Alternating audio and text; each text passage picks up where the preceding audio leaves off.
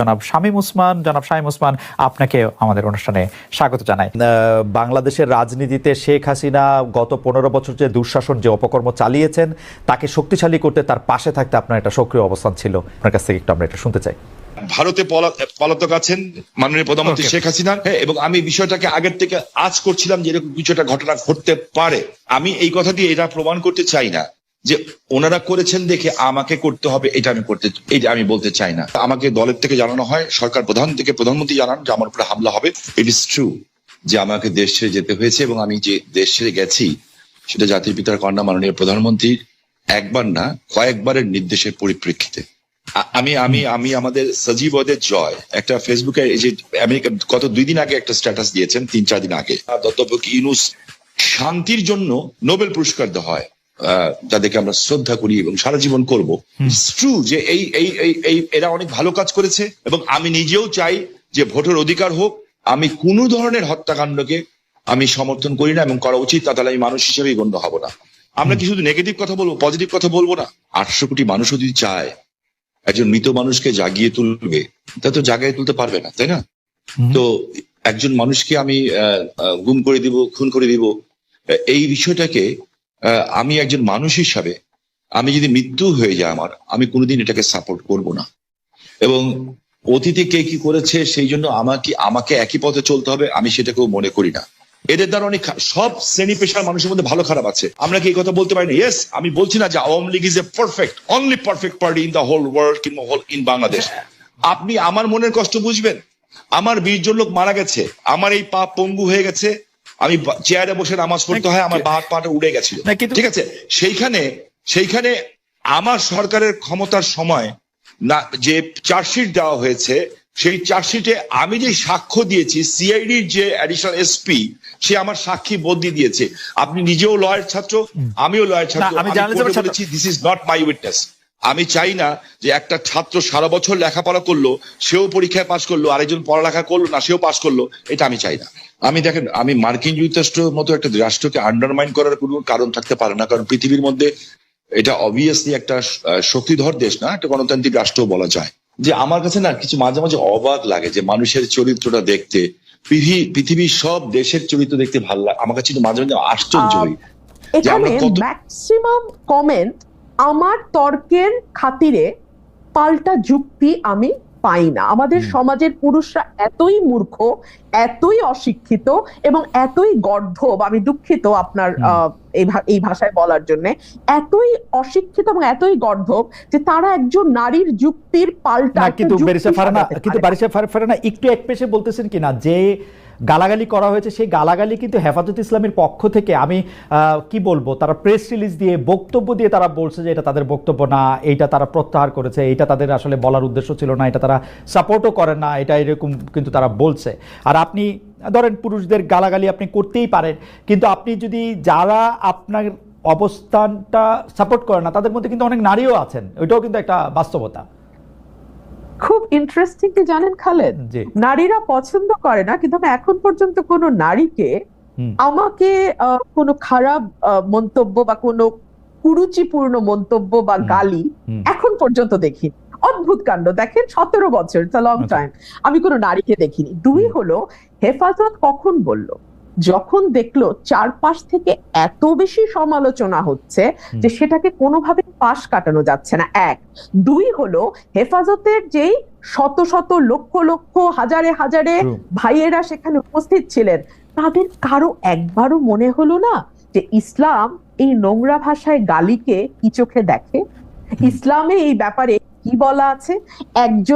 একজন ভাইও কি উঠে দাঁড়িয়ে প্রতিবাদ করে বলেছেন যে আমার ধর্ম এই ধরনের গালিগালাজ প্রশ্রয় দেয় না, অ্যালাউ করে না? কেউ তো বলেন নাই।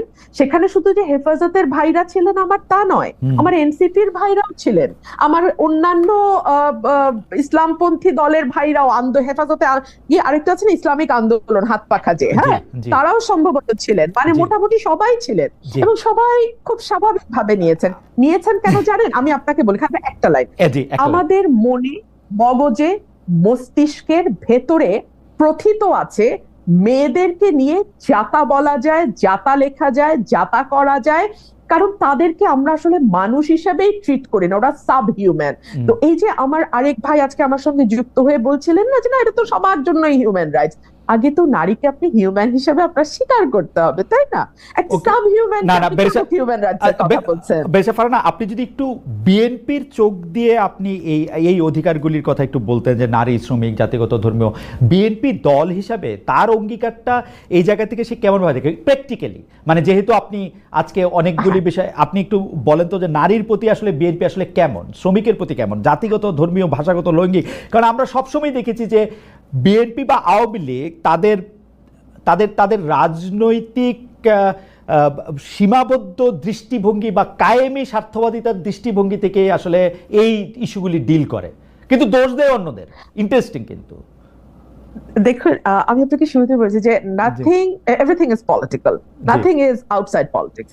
সো এই দৃষ্টিকোণ থেকে যদি আপনি দেখেন নারীর ব্যাপারে বিএনপি কি ধরনের মনোভাব পোষণ করে, আমি আমার নিজের ব্যক্তিগত অভিজ্ঞতায় আপনার সাথে শেয়ার করি।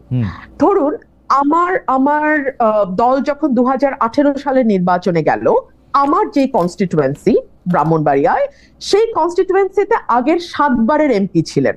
সুতরাং সঙ্গত কারণেই নমিনেশন চাওয়ার পরেও আমি নমিনেশন পাইনি, ওই ভদ্রলোক পেয়েছেন এবং উনি জিতেও এসছেন। সো বিএনপির ওই চয়েসটা হয়তো ঠিকই ছিল, কিন্তু সংরক্ষিত নারী আসনে বিএনপি কিন্তু আমাকে মনোনীত করেছে। আচ্ছা, আমাকে মনোনয়নের পেছনে কারণটা কি? সাধারণত আমরা দেখি সংরক্ষিত নারী আসনগুলোতে কোনো না কোনো মানে দলের কোনো না কোনো নেতার স্ত্রী কিংবা তার কন্যা কিংবা তার বোন কিংবা তার ভালো বন্ধু, এরাই কেবলমাত্র সংরক্ষিত নারী আসনের মনোনয়ন পেয়ে থাকেন। আমার কিন্তু সেরকম কোনো ব্যাকিং এই দলটিতে নাই, একেবারেই নাই। সো আমার ইউএসপিটা কি ছিল? আমার ইউএসপি ছিল আমি ওরেটর, আমি কথা বলতে পারি, এবং ওই সময় বিএনপির প্রয়োজন ছিল পার্লামেন্টে এমন একজনকে পাঠানো যে কথা বলতে পারে, যে বিএনপির কথাগুলো মানুষের সামনে তুলে ধরতে পারবে।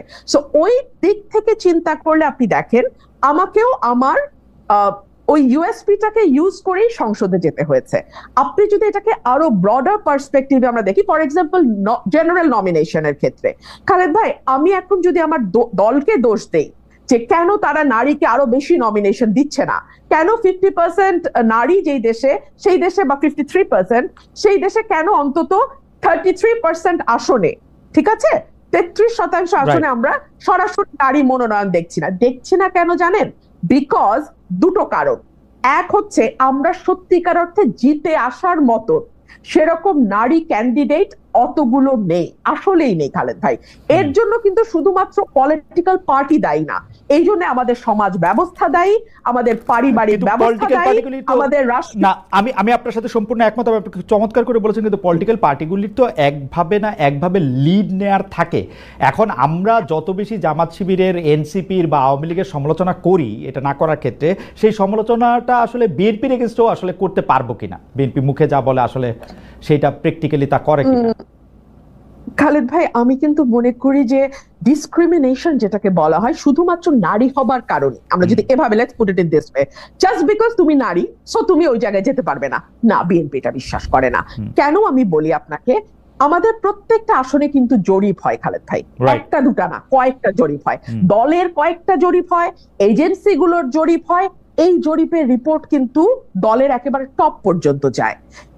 আমরা যদি কনস্টিটিউয়েন্সিতে ইভেন ধরেন, আমি আমার ব্যাপারে বলতে পারি, আমি কনস্টিটিউয়েন্সিতে কতদিন পর গেলাম, কয়টা মিটিং করলাম, কোন কোন ইউনিয়নে মিটিং করলাম, কোনটাতে লোক কেমন হলো, এইগুলোরও কিন্তু দীর্ঘ ফিরিস্তি দলের কাছে আমি জানার আগে চলে যায়। তার মানে কোন নারী যদি সত্যি মানে সে মিন করে যে আমি ইলেকশন করব, আই মিন ইট, আমার কাম হোয়াট মে, আমি কন্টেস্ট করব, দল কিন্তু তখন অটোমেটিক্যালি সেই নারীটার স্কোর যখন হাই হতে থাকে আপনার ওই জরিপগুলোতে, তখন দল তো ওই আসন চায়, দল তো আর কোনো আসন হারাইতে চায় না। সো তারা তখন বাধ্য হয় ওই নারীকে দিবেই, তারা দিতেই হবে। সো এটা আমার মনে হয় যে একটা ফেয়ার কম্পিটিশন পার্টিতে থাকে মোটা দাগে, খালেদ ভাই, মোটা দাগে। হ্যাঁ, কিন্তু তার আগেই মেয়েরা ওই জরিপেই মেয়েরা পিছিয়ে যায়, কারণ মেয়েদের অনেক আদার রেসপন্সিবিলিটি নিতে হয়, মেয়েদেরকে অনেক রকম অনেক রকম ধাক্কার মুখে পড়তে হয়, যেটা একটা পুরুষকে পড়তে হয় না। বেশা ফারহানা, আমরা আবার আসবো আপনার কাছে। আমি একটু জনাব মোহাম্মদ ইশরাক আপনার কাছে যেতে চাই। আপনি আসলে যেহেতু রাজনীতির বিভিন্ন গতি প্রকৃতি বিশ্লেষণ করেন, গত কয়েকদিনে আপনার রাজনৈতিক বিশ্লেষণের মধ্যে আপনি জানেন সেগুলি নিয়ে পক্ষে বিপক্ষে নানা ধরনের আলোচনা হয়েছে, আমি আপনাকে একটু পড়ে শোনাচ্ছি। আপনি জগন্নাথ বিশ্ববিদ্যালয়ের বর্তমান সরকারের একজন উপদেষ্টা জনাব মাহফুজ আলমের মাথায় বোতল ছুঁড়ে মারা নিয়ে আপনি বলেছেন, আমি আপনাকে কোট করছি, বোতল কে ছুঁড়ে মেরেছে তা তো মুখ্য না, কোনোদিনই মুখ্য ছিল না, মুখ্য হচ্ছে এটা নিয়ে যে রাজনীতি হবে সেটা জাসি দায়ী। অর্থাৎ আপনি ওদের জামাত শিবিরকে বলেছেন এই কারণে যে আপনি পরিষ্কার করবেন সেটা, জাসি বোতল ছুঁড়ে মেরেছে, জাসি দায়ী কারণ জাসি সবাইকে শত্রুতে পরিণত করেছে, এমন কেউ আর অবশিষ্ট নাই যে জাসির পক্ষে কথা বলবে। লাস্ট আপনি বলছেন যদি সবাই মিলে একটা মিথ্যাকে সত্য বলে তাহলে মিথ্যাই সত্য, জাসি সত্যটা বোঝে নাই জন্য শাহবাগে হেরেছে, আবার হারবে। আপনি যদি একটু আমাদের ব্যাখ্যা করেন, জাসি বলতে আপনি নিশ্চয়ই জামাত শিবিরকে, আমার মনে হচ্ছে যে আপনি নিশ্চয়ই জামাত শিবিরকে বুঝিয়েছেন, আপনি এটা যদি একটু আমাদেরকে ব্যাখ্যা করেন। আর আমি একটু আপনার জন্য একটা ছোট্ট করে একটু বলি আমাদের দর্শকদের জন্য, যেই ছোট ছোট ক্লিপিংসগুলি দেখা যায়, আমি দর্শকদের অনুরোধ করব আপনারা দেখবেন যে এগুলি আমরা ঠিকানা থেকে আসলে এগুলি আমরা কখনো মানে একদম শর্টস যেগুলি আমরা করি সেগুলি বাদে অন্য অনেকগুলি জায়গা থেকে এইখান থেকে একটা কথা সেখান থেকে একটা কথা দিয়ে যেগুলি করা হয় সেগুলির সাথে কিন্তু আমাদের কোনো সম্পর্ক নাই, আপনারা নিশ্চয়ই এগুলি বুঝতেও পারেন। আমি ব্যারিস্টার ফারহানার কাছে আমি এই প্রসঙ্গটা দিয়ে আসলে একটু শেষ করতে চাই, এবং দর্শকদের মধ্যে থেকেও এই প্রসঙ্গটা আছে যে আপনি এই জামায়াতের বা বিএনপির এই রাজনীতি বা এনসিপির রাজনীতির ক্ষেত্রে যেগুলি প্রশ্ন, মুক্তিযুদ্ধ, তারপরে হচ্ছে ইসলাম বিরোধিতা বা ধর্মবিরোধিতা বা সংখ্যালঘুতা ইত্যাদি যে প্রশ্নগুলি আছে সেই প্রশ্নগুলিকে কিভাবে আপনি ডিল হতে যাচ্ছেন এবং সেটা আসলে কোন দিকে যাচ্ছে। আর এইটার সাথে লাগোয়া প্রশ্নটা হচ্ছে যে আওয়ামী লীগের 15 বছরের কর্তৃত্ববাদী শাসনের বিরুদ্ধে যেসব সাংবাদিকেরা নিয়মিত কথা বলেছেন, মানে আমি মানবজমিনের সম্পাদক মতিউর রহমান চৌধুরীর কথা এই মুহূর্তে মনে পড়ছে, তিনি খুবই উচ্চকণ্ঠ ছিলেন, বিশেষ করে জুলাই আগস্ট আন্দোলনের সময় তাকেও আমরা অনেক হতাশ হতে দেখছি। এই ফিলটা আপনারও হচ্ছে কিনা দুটি মিলিয়ে যদি একটু বলেন। আচ্ছা, আমি প্রথম প্রশ্নটাতে আসি। বিএনপি মুক্তিযোদ্ধার দল, বিএনপির প্রতিষ্ঠাতা শহীদ প্রেসিডেন্ট জিয়াউর রহমান, তিনি বীরুত্তম, তিনি সেক্টর কমান্ডার ছিলেন, এবং বিএনপিতে যত মুক্তিযোদ্ধা যতজন আছেন খেতাবপ্রাপ্ত মুক্তিযোদ্ধা, আমার মনে হয় না, আমি মোটামুটি চ্যালেঞ্জ নিয়ে বলতে পারি আর কোন দলে এত মুক্তিযোদ্ধা আছে। সুতরাং মুক্তিযুদ্ধকে অস্বীকার করা, মুক্তিযুদ্ধের গরিমাকে খাটো করে দেখানো, এটা বিএনপি দল হিসেবে বিএনপির মর্মমূলে আঘাত করে। এর আগের প্রশ্নে আমি আপনাকে যে উত্তরটা দিয়েছিলাম জামাত এবং বিএনপির জোটের ব্যাপারে, আমি আপনাকে পরিষ্কার করে বলেছি ভোটের রাজনীতিতে জোট একটা বাস্তবতা, কিন্তু দ্যাট ডাজন্ট মিন যে দুটো দল যারা জোটবদ্ধ হচ্ছে তারা আদর্শিকভাবে একই আদর্শ ধারণ করে। কারণ যদি একই আদর্শ ধারণ করতো তাহলে তো একটি দলই হতো, তাহলে তার দুটি দল হতো না।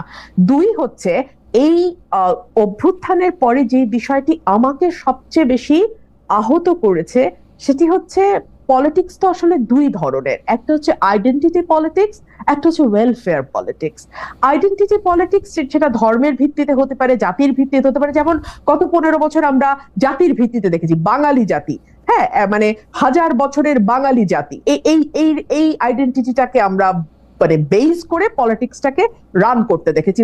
ফর এক্সাম্পল ভারতে আমরা মোদির রাজনীতি দেখি, হিন্দুত্ববাদ, হিন্দুকে আইডেন্টিটি ধরে তারপরে তার রাজনীতিটা সেখানে ঘুরপাক খায়। আর পাশাপাশি যেটা ওয়েলফেয়ার পলিটিক্স, সেটা আপনাকে শিক্ষায় আপনি কি করবেন, স্বাস্থ্যে আপনি কি করবেন, সামাজিক সুরক্ষায় আপনি কি করবেন, বৈষম্য নিরসনে আপনি কি করবেন, বেকারের জন্য আপনি কি করবেন, অর্থাৎ কল্যাণমূলক যেই রাজনীতি, সেটার একটা আলোচনা, সেটার একটা ডিবেট, সেটার একটা মানে দ্বার উন্মোচন হবে, এই আশাটা আমি করেছিলাম, হয়তো বা খুব বেশি আশা করেছিলাম। কারণ আমি দেখলাম ঘুরে ফিরে আমরা কিন্তু খুবই এমন সব তাত্ত্বিক আলোচনায় নিজেদেরকে আটকে রাখছি যে আলোচনাটা নিয়ে না, বিশ্বাস করেন আমি তো খুব রেগুলার গ্রামে থাকি, গ্রামে আসি, আমাদের সাধারণ মানুষের ন্যূনতম কোনো চিন্তা নাই। এখনকার গুম খুন নিয়ে আপনি আসলে কি বলবেন, যে সরকারের জায়গা থেকে বারবার অস্বীকার করা হচ্ছে কিন্তু এটি একটি বাস্তবতা, এই বাস্তবতাকে শামীম ওসমান কিভাবে দেখে আমাদের যদি খুব সংক্ষেপে একটু বলতেন। আমি আপনাকে একটা জিনিস স্পেসিফিক্যালি বলতে চাই খুব পরিষ্কার ভাবে, আমি একজন হিউম্যান বিং হিসাবে আমি কোনো ধরনের হত্যাকাণ্ডকে আমি সমর্থন করি না এবং করা উচিত না, তাহলে আমি মানুষ হিসেবেই গণ্য হব না। আমরা কোনো খারাপ জিনিসকে আমরা আশা করি না। আমার যে বক্তব্যটা হচ্ছে, আমি কোনো কিছু গোপন করে কথা বলতে শিখি নেই, কারণ আমি সাদাকে সাদা বলার, কালাকে কালো বলার। বাট আমার তার আগে আপনার মাধ্যমে খালেদ ভাই, আমি কালকে বাঁচব না জানি না, আপনি একটা ভালো জায়গায় আছেন, জার্মানি একটা ডয়েচ টেলিভিশনের সাথে আছেন, আমি আপনার কাছে অ্যাপিল করছি, রিকোয়েস্ট করছি, যদি অ্যাম্বাসাডারদের সাথে কথা বলতে পারি, কিংবা বিদেশে যেয়ে যদি বড় বড় মন্ত্রী মিনিস্টারের সাথে কথা বলতে পারি, আমি কিছু অভিযোগ দিব। নারায়ণগঞ্জে 7 মার্ডার হলো, আমি কিন্তু উইদিন 45 মিনিটসের মধ্যে, 45 মিনিটের মধ্যে দেশের সর্বোচ্চ জায়গায় আমি এই খবরটা পৌঁছে দিই, কারণ আমার কাছে খবর এসেছিল যে এই ঘটনা র্যাব দ্বারা সংঘটিত হয়েছে, র্যাবের কিছু মানুষ দ্বারা সংঘটিত হয়েছে, এই মেজর আরিফ সহ এরকম যারা আছে, বিকজ তারা ডিস্ট্র্যাক্ট হয়ে গেছিল। যেহেতু আমি এলাকার মানুষ, আমাকে সবকিছু খবর রাখতে হয়, এবং আমি স্বরাষ্ট্রমন্ত্রী মহোদয়কেও জানিয়েছিলাম বিষয়টা, যে something is going on, but এত বড় দুর্ঘটনা হবে এটা আমি বুঝতে পারিনি। কিন্তু দেখেন, যখন এই ঘটনা ঘটলো, আমি কিন্তু আমার ভয়েস রেজ করেছি, এবং এই জন্য আমার জীবনের শঙ্কা ছিল। জনাব শামীম ওসমান, আপনার নিশ্চয়ই মনে আছে একরামুল বলে চট্টগ্রামের একজন কাউন্সিলর, তার মেয়ে যখন বলছিল বাবা তুমি কান্না করছো যে, এবং তারপরে যখন তাকে গুলি করে হত্যা শব্দ আমরা শুনলাম, সেই সময়ের মধ্যে কিন্তু আমরা অনেকেই বলছিলাম যে এইখানেই এটি শেষ হওয়া উচিত, কিন্তু এটি আসলে শেষ হয় নাই। জনাব শামীম ওসমান। জি, আমি আপনার সাথে 100% একমত। একজন মানুষকে আমি গুম করে দিব, খুন করে দিব, এই বিষয়টাকে আমি একজন মানুষ হিসাবে, আমি যদি মৃত্যু হয়ে যায় আমার, আমি কোনোদিন এটাকে সাপোর্ট করব না। এটার চেয়েও বড় সত্য হচ্ছে, এত বড় বড় উচ্চ পদস্থধারীরা এখনো কিন্তু জেলখানায় আছেন। যেমন বিএনপির নেতা সালাউদ্দিন সাহেব, ওনাকে গুম করা হয়েছে, খুন করা হয়েছে বলা হলো, ঠিক আছে, তো বিএনপি নেতা সালাউদ্দিন সাহেবকে তো পাওয়া গেল ভারতে। আমার চোখের সামনে যখন নারায়ণগঞ্জে একটা পরিবার আগুন দিয়ে বাসে পুড়িয়ে মেরে ফেলা হলো, আমার চোখের সামনে নারায়ণগঞ্জের যাত্রাবাড়িতে বাসে শুয়েছিল ড্রাইভার আর কন্ট্রাক্টর, তাকে আগুন দিয়ে পুড়িয়ে মারে হলো, ওস্তাদকে মাথা দিয়ে যে কন্ট্রাক্টর পুড়িয়ে ফেলো, 85 জন মানুষকে পুড়িয়ে ছাই করে দেওয়া হলো। এটার নাম রাজনীতি? আর তাদের বিচার হলো না কেন? যারা আগুন সন্ত্রাস করলো এই দেশে, যারা পুলিশকে পুড়িয়ে মারলো, সাংবাদিককে পুড়িয়ে মারলো, জজ করে বোম মারলো, এবং বিভিন্ন স্কুল সেন্টার উড়িয়ে দিল, আমি এই সরকারের কাছে প্রশ্ন রাখতে চাই, এই সরকার ন্যায় বিচার